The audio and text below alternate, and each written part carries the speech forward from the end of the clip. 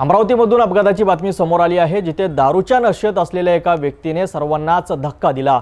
वलगाव येथे एका नवीन पुलावरून तब्बल 70 फूट खाली कोसळूनही तो व्यक्ती स्वतःच्या पायाने चालत आपल्या गाडीकडे निघाला। नेमके काय घडले पाहूया सविस्तर रिपोर्टमध्ये। अमरावती जिल्ह्यातील वलगाव नगर येथे 16 जुलैच्या रात्री एक असा थरारक अपघात घडला, ज्यावर विश्वास ठेवणे कठीण आहे। दारूच्या नशेत धुंद असलेला एक व्यक्ती नव्याने बांधलेल्या पुलावरनं थेट 70 फूट खाली कोसळला। हा अपघात इतका भीषण होता की कोणत्याही सामान्य व्यक्तीचा जीव वाचणे शक्य नव्हते, परंतु उपस्थित नागरिकांनी प्रसंगावधान राखून आणि धैर्य दाखवत त्या व्यक्तीला खांद्यावर उचलून मुख्य रस्त्यावर आणले। या घटनेनंतर जे घडले ते पाहून सर्वांचे डोळे विस्फारले।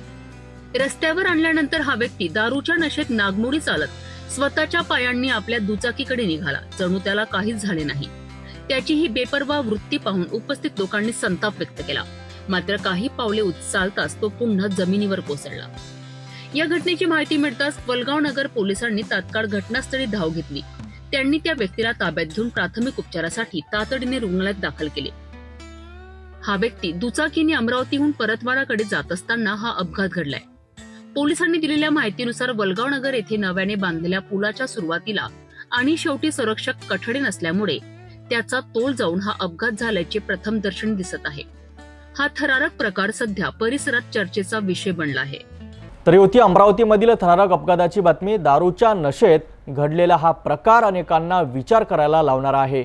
संरक्षक कठड्याअभावी होणारे अपघात टाळण्यासाठी प्रशासनाने याकडे गांभीर्याने लक्ष देणे गरजेचे आहे।